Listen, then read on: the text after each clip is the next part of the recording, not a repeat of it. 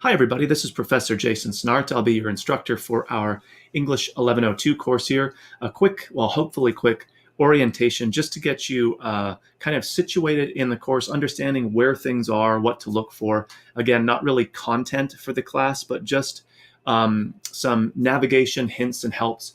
So you're feeling comfortable about how to get to things, what buttons to click, and what menus are where.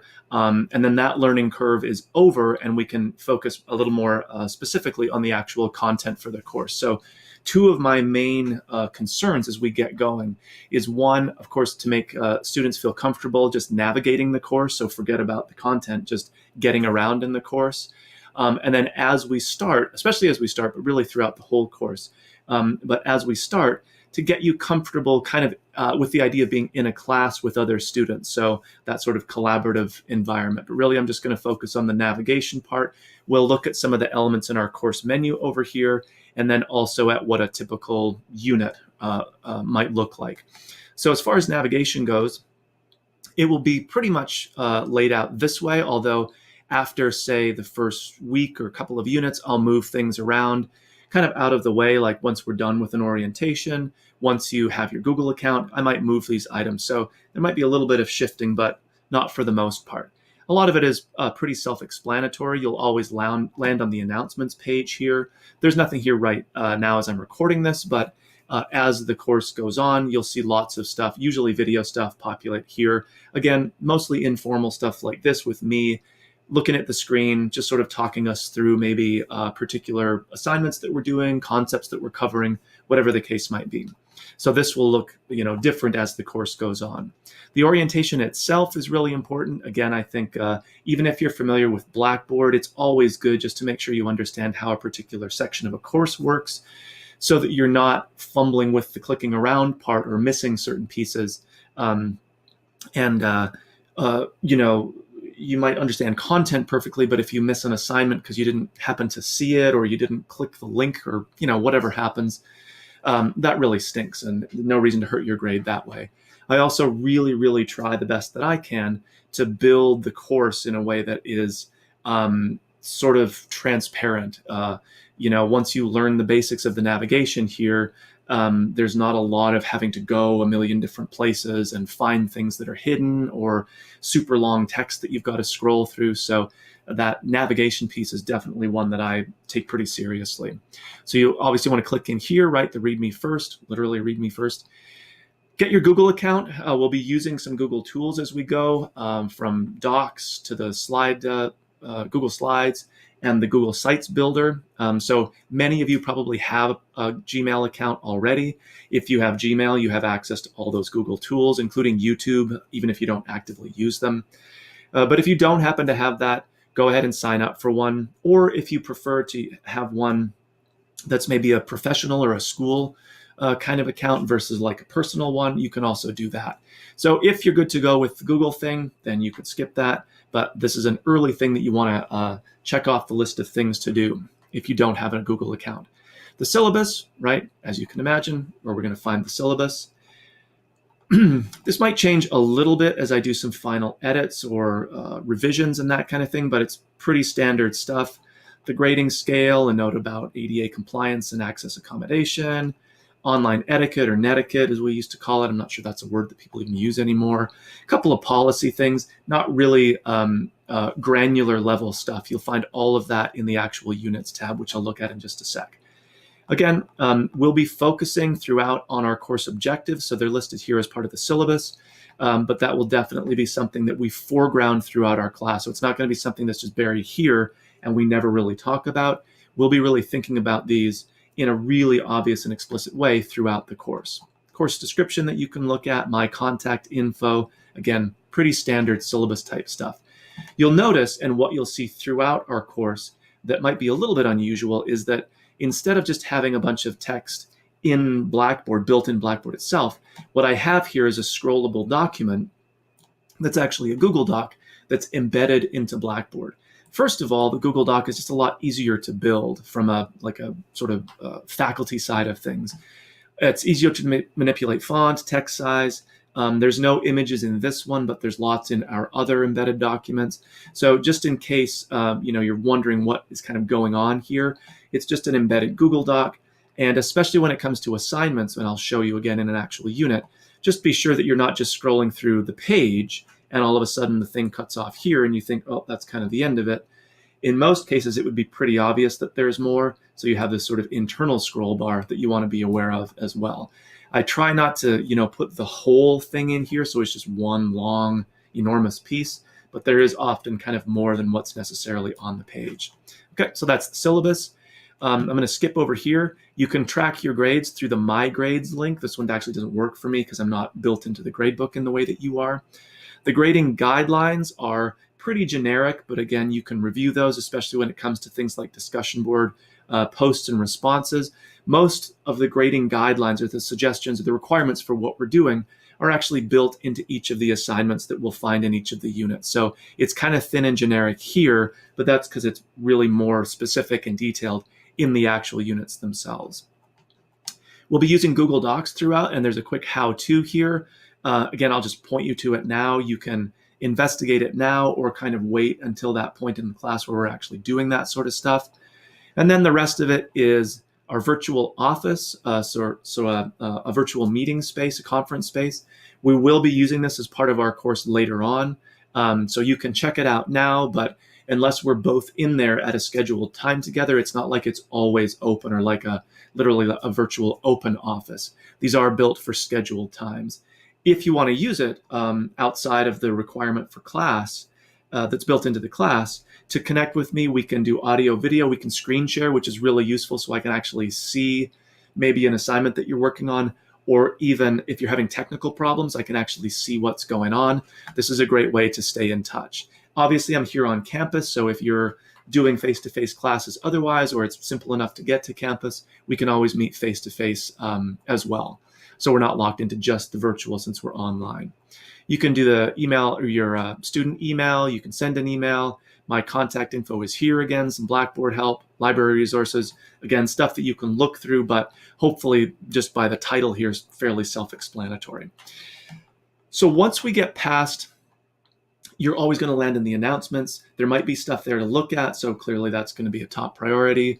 Once we're past, though, the early stage of our course where you've done the orientation stuff, you've gotten your Google account, the syllabus will stay here or close to the top. It's really the units tab and the due dates tab that'll be the most important for you. And hopefully this is all up to date. I've been revising and updating as we're going here. Oh, darn it. He says it, not having the right document in place. So what I'll do, obviously, is update this document so that the correct document is embedded here. So I taught the class in the summer, clearly the summer class here. We're in the fall, in the 8-week term, but all of the rest of the policies apply. And I'll review that in deeper detail as we get a little bit further into the class. But just realize that we have a double due date system. The dates are wrong here. I actually have the other one prepped. I just haven't embedded it correctly yet, but I will, don't worry. So just be aware that our dual due date system, or you always want to be checking into the due dates here to figure out, like for Unit 1, when is it due? If there's a reply component, and there is in many of our units, when is that going to be due? Because they're not necessarily due on the same days, okay? So get the concept, and obviously I'll put the correct document in here.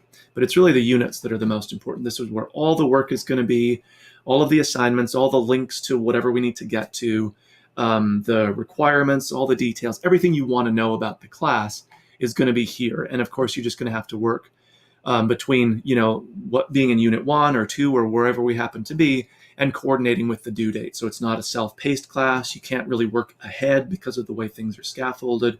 You get the idea. Okay. So a typical unit might look like Unit 1. This one is actually pretty straightforward, or I would say a little bit less involved, because again, it's really important to me to spend this initial time just getting you comfortable with how to navigate the course, right? And also how some of the units are basically set up. And I will do more specific announcements that will show up in the announcements area about, particular units. So 1 or 2 a week, I'll check in and we'll actually spend time kind of drilling down into what is the assignment, how's it set up, what are the requirements, et cetera, et cetera. But I wanted to show you a typical kind of arrangement in Blackboard here so you know what to look for and kind of where to click to get things done. So we're going to use the Blackboard discussion tool throughout, right, on a regular basis. But we're going to do it in what might be a sort of unusual way. And this is important to sort of understand. So the tool is set up in Blackboard as a discussion board where you would post sort of an original post, right, and then respond to others. You'll see we have as the assignment an embedded Google Doc. This is again where it's really important to scroll through. This is why I use the Google Doc embedded, because it's really easy to put these screenshots in, to swap out material like I'll have to do for that due dates list. So it's just working in a word processor like that is a lot more flexible than trying to build content directly into Blackboard. Keeps it a little more compressed too. So notice that there's the assignment here. In this case, you're going to be starting an e-portfolio using the new Sites Builder in Google. Really important to just take your time with this kind of stuff, right? Read through the entirety of the assignment and then kind of go back to the top to understand the scope of what we're doing. Be in touch with me if you have technical issues, but obviously, just like you would have to go to class before maybe starting an assignment, you want to spend the time reading the details here and then making sure you really kind of understand what we're doing. So we'll be going to the Sites Builder in this case. In other units, it might be creating a document. It might be using Google Slides, whatever it's going to be. We go to that place. You sign in with your Google account. You create whatever you're creating, and then you're going to come back to the discussion board in Blackboard. And in many cases, and again, this is like articulated, it's explained here, you're going to post for your original post just the URL to whatever it is you've been working on. In this case, your e-portfolio site that you'll be building. So the assignment is here, right? You're scrolling through.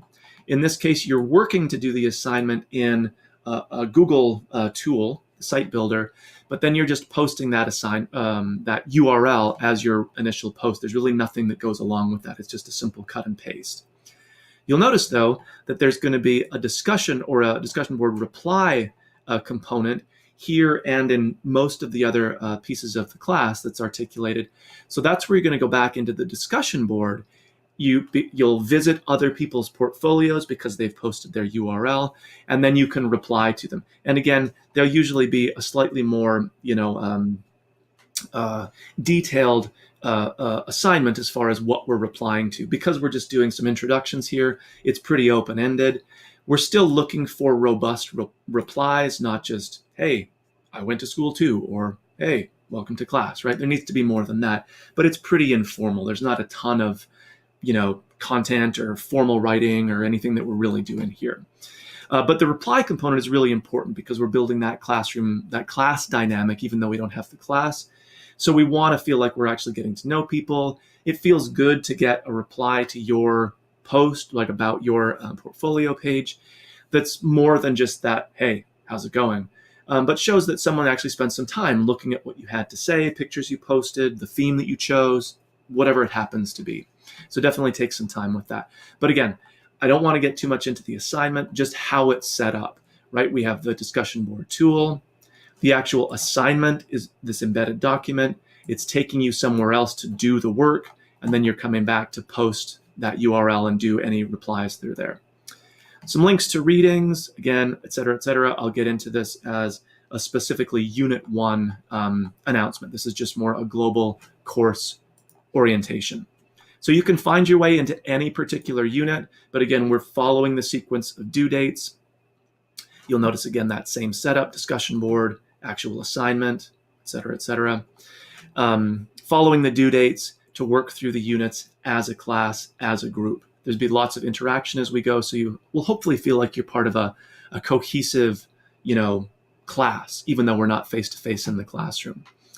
My last piece of advice for doing well, really at school generally, but certainly for an online course and an online course of this type in the 8-week format. So where we would normally have the full 16 weeks to do like our 3 credits worth of English 1102, we now have half of that time. So if you were in class, in a fully face-to-face class, you'd go like Monday, Wednesday, Friday, let's say, for basically an hour at a time, that 50-minute block. So 3 hours a week. So all of a sudden we're in 8 weeks. So if you did this as a face-to-face, you'd be just in class for 6 hours every week. That's like a lot of class time.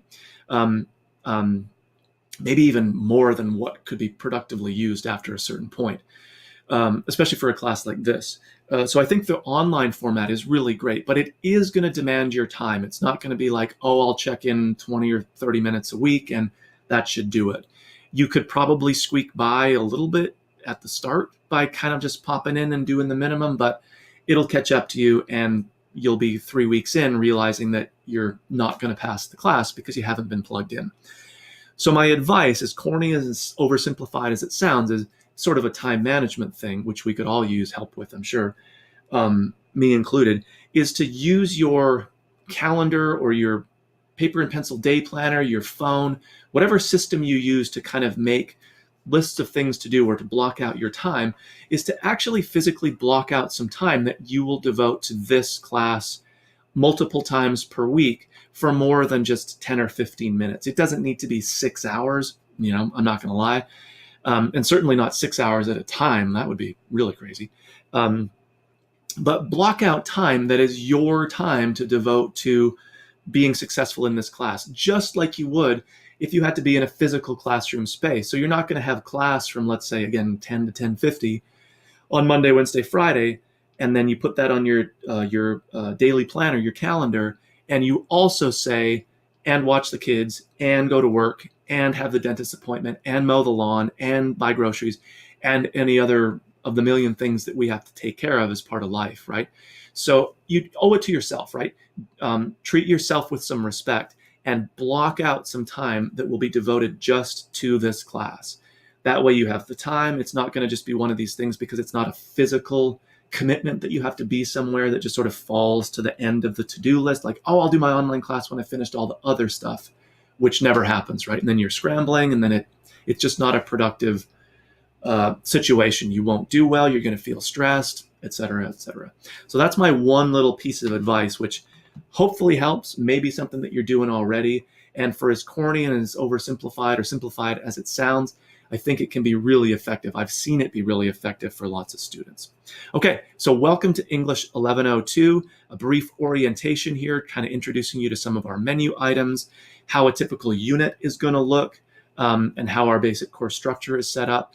And look for, in our announcements area, a more detailed discussion of what's going on in Unit 1, which will get the ball rolling and get us off to a good start.